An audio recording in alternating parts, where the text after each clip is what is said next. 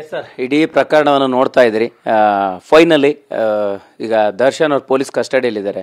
ಇದೆಲ್ಲದ್ರ ಜೊತೆಗೆ ನೀವು ಒಂದು ಸಿನಿಮಾಗೆ ಅಡ್ವಾನ್ಸ್ ಕೂಡ ಕೊಟ್ಟಿದ್ರಿ, ಅಂದರೆ ಸಿಂಧೂರ್ ಲಕ್ಷ್ಮಣ ಮಾಡುವಂಥ ಪ್ಲ್ಯಾನ್ ಕೂಡ ಇತ್ತು. ಅದು ಯಾವ ಹಂತದಲ್ಲಿದೆ?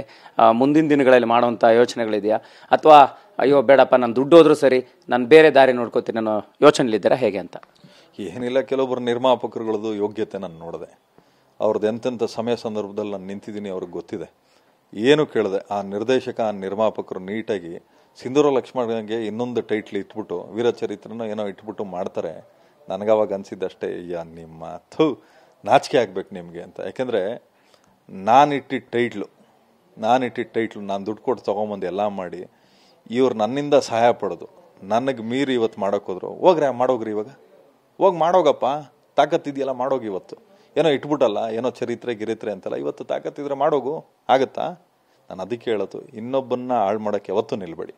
ಒಂದು ಬಾಂಧವ್ಯ ಹಿಡ್ಕೊಳ್ಳಿ. ನಾನು ಹೇಳ್ದೆ, ನಾನು ದುಡ್ಡು ಗಿಡ್ಗೆಲ್ಲ ಆಸೆ ಪಡಲ್ಲ ರೀ, ನನಗೆ ನಾನೇ ಕೊಡ್ತೀನಿ ರೀ, ಬಂದು ಕೇಳ್ರಿ. ನನ್ನ ಹತ್ರ 5-6 ಟೈಟ್ಲ್ಗಳು ನಾನು ಯಾವತ್ತು ದುಡ್ಡಿಗಾಗಿ ಇನ್ನೊಂದು ಹೇಳ್ತಿನೋ ಕೆಲಸ ಯಾವತ್ತೂ ನಾನು ಮಾಡಲ್ಲ. ನನ್ನೇ ಕೇಳಿದ್ರೆ ಪ್ರೀತಿಯಿಂದ ನಾನೇ ಕೊಡ್ತಾ ಇದ್ದೆ. ನನ್ನ ಹತ್ರ ಭಾಳ ಚೆನ್ನಾಗಿತ್ಕೊಂಡು ನೀಟಾಗಿ ನೋಡಿ, ಇದನ್ನು ಕಾಟಿರೋ ಸಿನಿಮಾನು ಹಂಗೆ ಮಾಡೋರು, ಇದನ್ನು ಹಂಗೆ ಮಾಡೋರು. ಏನು ಮಾಡೋಕ್ಕೆ ಸಾಧ್ಯ ಇದೆ ಸರ್? ನಾನು ಹಣೆ ಬರೋನಂತೂ ಯಾರೋ ಕಿತ್ಕೊಳ್ಳೋಕ್ಕಾಗಲ್ಲ.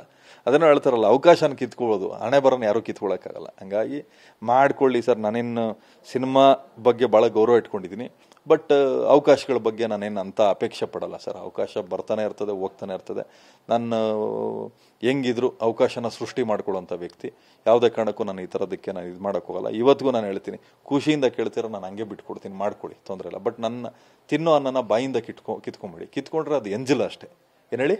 ಎಂಜಿಲ್ ಅಷ್ಟೇ. ಅದು ಎಂಜಿಲ್ನ ತಿಂದಂಗೆ ಇರ್ತದೆ. ಆ ಕೆಲಸ ಯಾವತ್ತೂ ಮಾಡೋಕ್ಕೆ ಹೋಗ್ಬೇಡಿ ಅಂತ ಹೇಳೋದು. ಫೈನಲಿ ಇಡೀ ಪ್ರಕರಣದ ಬಗ್ಗೆ, ಘಟನೆ ಬಗ್ಗೆ ರೇಣುಕಾಸ್ವಾಮಿ ಕುಟುಂಬಕ್ಕೆ ನ್ಯಾಯ ಸಿಗಬೇಕಂತ ಸುಮಾರು ಜನ ಆಗ್ರಹಿಸ್ತಾ ಇದ್ದಾರೆ.